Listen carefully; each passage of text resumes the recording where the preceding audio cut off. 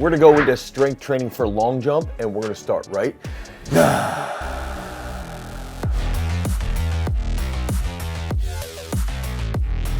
Okay, so when we're looking at long jump, there's a lot of different factors that come to play, and I immediately just flash back to Carl Lewis, Michael Powell, going toe-to-toe and just jumping out of this world. And then even going into this past year at World Championships, when Ivana Spanovic, pretty sure that's her name, or she might have changed her name because I think she got married, but even when she just popped off and ended up winning that outdoor world title, it takes a massive amount of speed on the runway. It takes a massive amount of strength to plant and then end up taking off. And to transfer that energy, we have to have excellent technique. And not only do we need to have excellent technique, we need to have really, really good structural integrity to amount of force in a short period of time so that we can express that impulse at that high level. So when we're looking at high speed on the runway, that's the first lens that we've got to look at. Training for acceleration, that's the second lens. Okay, how can we have high speed? How can we transfer acceleration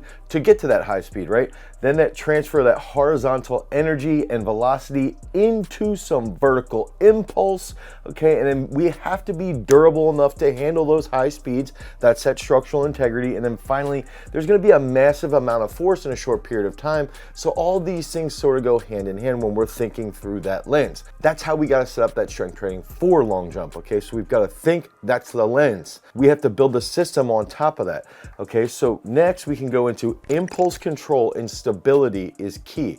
So what does that mean? If we have somebody who is extremely fast, okay, they can run like a 10-2, 10-3 in the 100, but they have zero ability to plant and take off. They just blast through that takeoff point. They can't hold on to that stability. If they can't hold on to that stability, now they lose that force production in a technical direction, okay? They still have force production as far as how fast they're running down the runway, but they don't have that in that transference on the degree or on the angle of takeoff, okay? So that's one big aspect that we've got to get to. On the impulse spectrum, we are seeing very high force in a very short period of time, and honestly, this is going to be that freak level of impulse expression. Now, when I look at base strength training, okay, base strength training, we've got to be focused on stability, okay, right off the bat. Okay, so the exposure phase, the comprehension phase, those are the first two periods of our system of periodization. That's going to be available to you inside of our strength training app, Peak Strength. You can head over to peakstrength.app. You can go to the Google Play Store or the Apple iOS Store. You can download it and then select that you want to train as a long jumper. Now, that first big aspect is also going to be,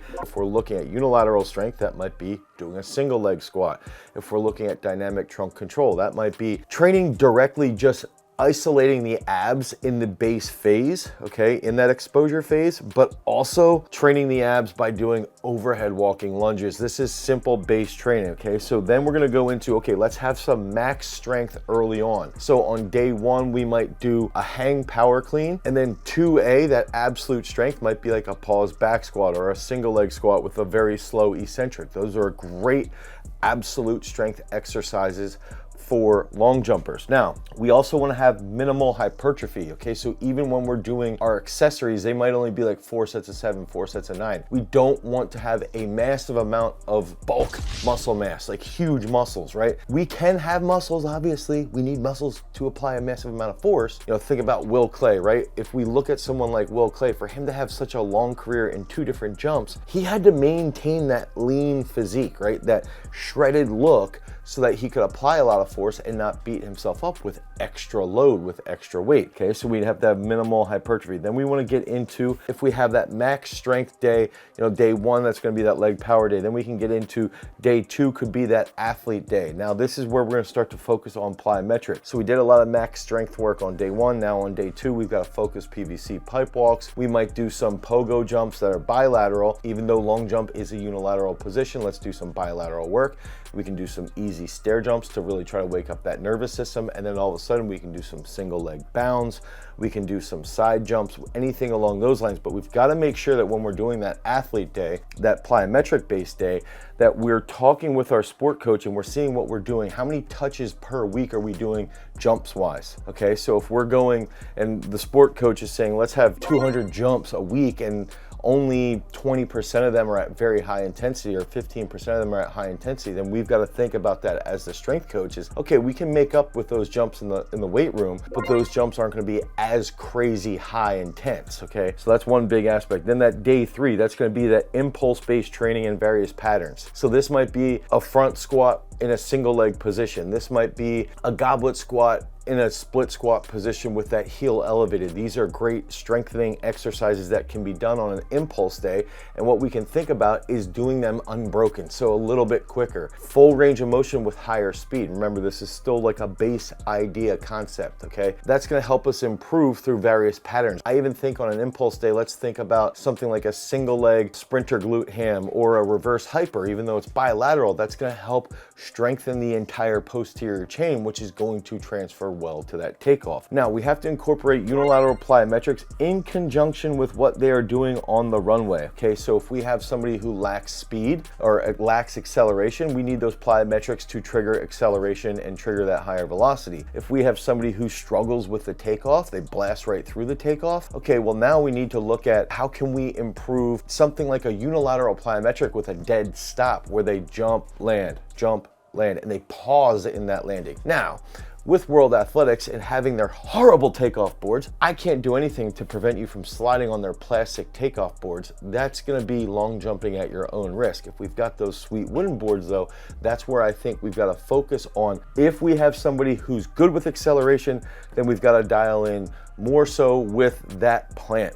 Okay, if we have somebody who's good off the board, but they're a little bit slower, then our plyometrics have to think about acceleration. Now, the next thing, comprehend ankle patterning and knee issues and their hip strength relative to core strength. So there's a couple factors there. Are their ankles weak, or are their ankles doing something specific that then leads to a hip shift that also leads to a knee problem? An easy way to look at this might be if you see somebody do a single leg squat and they sort of twist one way versus the other. You can see a hip issue that could lead to some type of knee tracking problem, which can also lead to a limit on their ankle range of motion. So that's one of the other benefits of doing a single leg squat. Okay, so that's some big factor. Then we have to look at that hip strength to their trunk. Is their shift in their hip a mobility issue, or is the shift in their hip something related to their ab strength? Okay, so we've just got to do some tests like an ab roller or a hanging leg raise, anything like that, that we can sort of isolate the abs and then see if something's going on as far as weakness versus